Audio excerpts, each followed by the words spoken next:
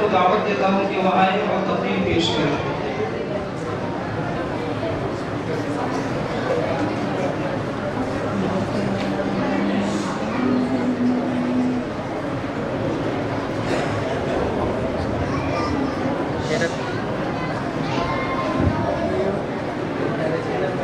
Assalamualaikum warahmatullahi wabarakatuh. Nahmaduhu wa nusalli ala rasulil karim amma ba'd. A'udzu billahi minasy syaithanir rajim. Bismillahirrahmanirrahim. وقرن في بيوتكن ولا تبرجن تبرج الجاهلية الأولى